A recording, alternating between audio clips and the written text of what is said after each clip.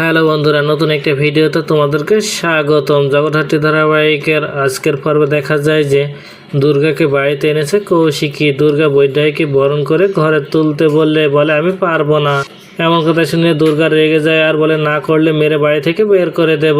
অনেক করে বলার পরে দুর্গাকে বরণ করে ঘরে তোলে আর বাড়ির সবাই দুর্গার হালচাল দেখে ভয় পেয়ে যায়, কি করবে সেটা ভেবে পায় না। এদিকে নিজের ঘরে এসে উৎসবকে ফোন করে মেহেন্দি আর বারণ করে দেয় যেন সে এই মুহূর্তে বাড়িতে না ফেরে, কেননা দুর্গা তাকে চিনে ফেললে বিপদে পড়ে যাবে সে। এদিকে দুর্গা ফোন করে ডাক্তার শ্রীমতী সেনকে বলে সব কিছু ঠিকঠাক করে রাখতে। তার মায়ের সাথে যারা এভাবে অন্যায় করেছে তাদের সবাইকে সে নিজের হাতে সাজা দেবে।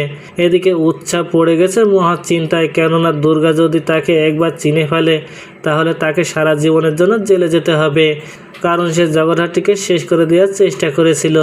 ওদিকে মেহেন্দিকে বৈদ্যায়ী বোঝে সে যেন একটু সাবধানে থাকে, দুর্গার কাছে কোনো মতে ধরা খেলে চলবে না। দুর্গা তখন বারান্দা দিয়ে যাচ্ছিল, দুজনে চুপি চুপি কথা বলছিল দেখে দরজায় কান পেতে শুনতে থাকে আর বলে আমরা যে জগদ্ধাত্রীকে এমন অবস্থা করেছি সেটা যেন দুর্গা কোনোভাবে বুঝতে না পারে। দুর্গা সবটা শুনে চমকে ওঠে আর বলে আমার মায়ের এমন অবস্থার জন্য ওরা দায়ী, আমি ওদের কাউকে ছাড়বো না।